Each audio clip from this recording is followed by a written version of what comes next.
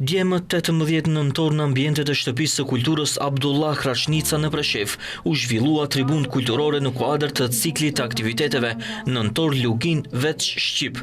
Aktiviteti organizua nga Shoqata Kulturore Dituria me mbështetjen e Ministrisë të Turizmit, Kulturës dhe Sportit të Republikës së Shqipërisë, si dhe të Këshillit Kombëtar Shqiptar. Të pranishmit patën mundësinë të dëgjojnë një diskutim të thelluar nga panelistët e ftuar, shqiptari i njohur Kim Mehmeti dhe sociologu Nexhmedin Ademi. Ata sollën perspektiva të ndryshme, por të ndërthuara mbi simbolikën e muajit të nëntorit në historinë shqiptare, duke ndalur vëmendje te rëndësia e kultivimit të kujtesës historike dhe vetdijes qytetare ndër shqiptarët e Luginës së Preshevës.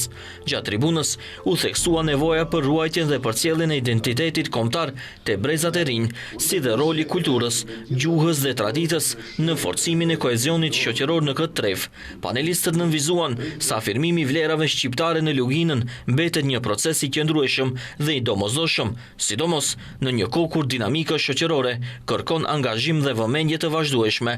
Një popull, pjekurinë e vet e tregon me atë sa është i kujdesshëm ndaj periferisë së vet kombëtar.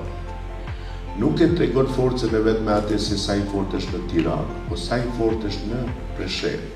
Tribuna u mbyll me mesazhin se nëntori, si muaj i përjetoreve historike dhe simboleve kombëtare, është një rast i rëndësishëm reflektimi dhe motivimi për komunitetin shqiptar të Luginës së Preshevës, për të vazhduar me përkushtim në ruajtjen dhe promovimin e kulturës dhe identitetit të tyre.